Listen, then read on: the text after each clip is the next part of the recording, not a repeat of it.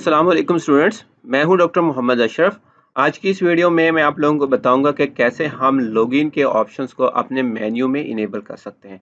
Right now आप देख सकते हैं कि ये हमारी वेबसाइट अलादीन है और इसके मेन्यू में यहाँ पे लॉगिन का ऑप्शन नहीं है। अगर मैंने अपनी इस वेबसाइट में लॉगिन होना है तो मैं अपने इस यूआरएल के ऑप्शंस में WP एडमिन लिखूंगा और फिर मैं लॉगिन के पेज पे जाके वहां से लॉगिन होगा। जैसे कि आप देख रहे हैं कि ये लॉगिन पेज ओपन हो चुका है, तो मैं यहाँ पे अपनी यूजर नेम और पासवर्ड की इंफॉर्मेशन दूंगा तो लॉगिन हो जाऊंगा। अगर मैं अपनी वेबसाइट में यहाँ पे कोई लॉगिन का ऑप्शन इंप्लीमेंट कर दूं तो फिर मुझे यहाँ से यूआरएल में WP एडमिन लिखने की जरूरत नहीं होगी और उसी लॉगिन ऑप्शंस को यूज करके मैं लॉगिन हो सकूंगा। आज की इस वीडियो में मैं आप लोगों को थीम माई लॉगिन के प्लगइन के बारे में बताऊंगा, जिसको यूज करके हम अपनी वेबसाइट के मेन्यू में लॉगिन के ऑप्शन को इंप्लीमेंट कर सकते हैं। तो मैं यहाँ WP एडमिन से ही लॉगिन होता हूँ।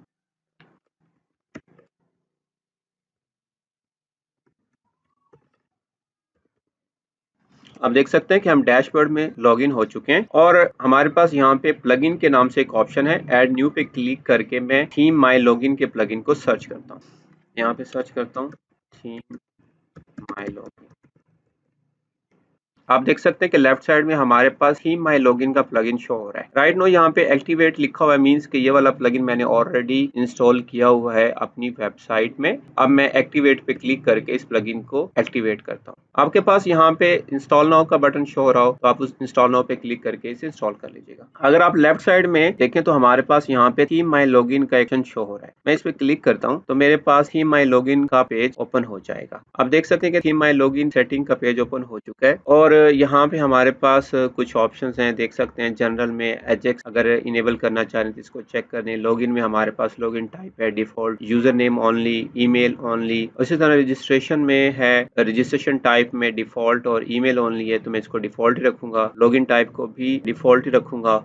यहाँ पे पासवर्ड अगर अलाउ करना है कि यूजर अपना पासवर्ड सेट कर सके तो यहाँ पे हम इसको चेक कर सकते हैं। अगर आप चाह रहे हैं कि ऑटो लॉगिन हो जाए जब आप फर्स्ट टाइम रजिस्ट्रेशन कर लेते हैं तो ऑटोमेटिकली यूजर लॉगिन हो, तो आप इस बटन को चेक कर देंगे। इसी तरह आपके पास यहाँ पे स्लग से रिलेटेड कुछ ऑप्शंस हैं, लाइक डैशबोर्ड का स्लग कुछ इस तरह होगा, लॉगिन का स्लग यहाँ पे कुछ ऐसे होगा। इसी तरह log out, register, loss password, reset password के यहाँ पे स्लग्स देख सकते हैं कुछ इस तरह होंगे। तो जब आप ये सारी चेंजेस कर लें तो यहाँ पे सेव चेंजेस पे क्लिक करके इसको सेव कर लें। चेंजेस सेव हो चुकी हैं। अब मैं पेजेस में जाके लॉगिन का एक पेज क्रिएट करता हूँ। मैं यहाँ पे लिखता हूँ लॉगिन और यहाँ पे ऐड ब्लॉक पे क्लिक करके अगर मैंने अपने इस लॉगिन के पेज पे कोई इमेज ऐड करनी है वो मैं ऐड कर सकता हूँ। यहाँ पे इमेज चूज करता हूँ, मीडिया लाइब्रेरी से कोई इमेज ले लेता हूँ। एग्जाम्पल मैं ये वाली इमेज रखना चाह रहा हूँ और अब मैं चाह रहा हूँ कि लॉगिन जो मैंने क्रिएट किया है उसके शॉर्ट कोड को यहाँ पे इम्प्लीमेंट कर दूँ। तो मैं यहाँ पे ऐड ब्लॉक से जाके शॉर्ट कोड, ये वाला आप सर्च करेंगे यहाँ पे शॉर्ट कोड तो ये वाला ऑप्शन शो होगा और इस पर क्लिक करेंगे तो यहाँ पे आप शॉर्ट कोड लिख सकते हैं। मैं लिखता हूँ थीम डैश माई लॉगिन और फिर इसे पब्लिश पे क्लिक करके इसे पब्लिश कर। अगर मैं इस पेज को व्यू करना चाह रहा हूँ तो मैं यहाँ पे व्यू पे क्लिक करके देख सकता हूँ कि ये पेज कैसे शो हो। आप देख सकते हैं कि ये पेज कुछ इस तरह शो होगा। अगर आप ये चाह रहे हैं कि ये वाला इमेज अच्छा नहीं लग रहा और यहाँ पे लोगो होना चाहिए तो आप अपना लोगो भी लगा सकते हैं। एग्जाम्पल मैं यहाँ पे इसको रिमूव करके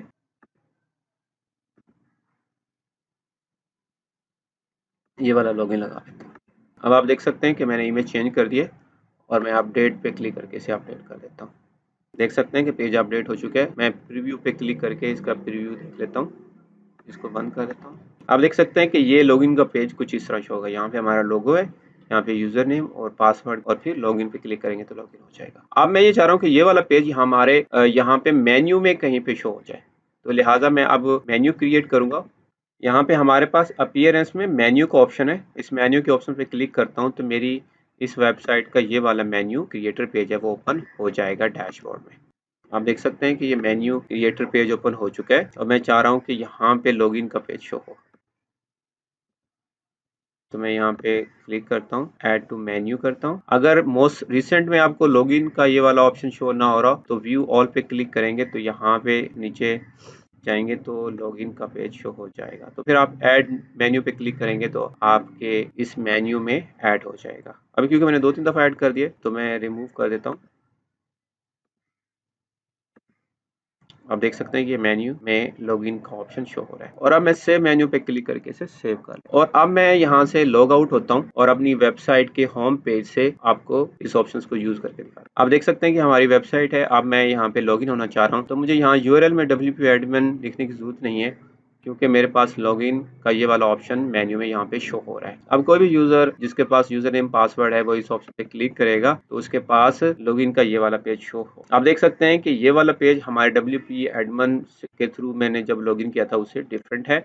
अब आप देख सकते हैं यहाँ पे यूजर नेम, मैं यहाँ पे यूजर नेम लिखता हूँ और पासवर्ड लिखता हूँ और फिर लॉगिन पे क्लिक करता हूँ तो मेरे सामने डैशबोर्ड ओपन हो जाएगा। आप देख सकते हैं कि डैशबोर्ड ओपन हो चुका है। तो इस तरह हम अपनी वेबसाइट में थीम माई लॉगिन के प्लगइन को यूज करके एक अच्छा सा लॉगिन पेज क्रिएट कर सकते हैं और हम उस लॉगिन के ऑप्शंस को यूज करते हुए अपनी वेबसाइट में लॉगिन हो सकते हैं। आई होप आप लोगों ने लर्न कर लिया होगा कि कैसे हम अपनी वेबसाइट के मेन्यू में लॉगिन के ऑप्शंस को इनेबल कर सकते हैं। अगर आपको ये वीडियो अच्छी लगी है तो आप इस वीडियो को लाइक करें, शेयर करें और अगर आप इस चैनल पर न्यू हैं तो चैनल भी सब्सक्राइब कर लें ताकि आने वाली नेक्स्ट वीडियोस आपको टाइमली मिलते रहें। टेक केयर, अल्लाह हाफिज।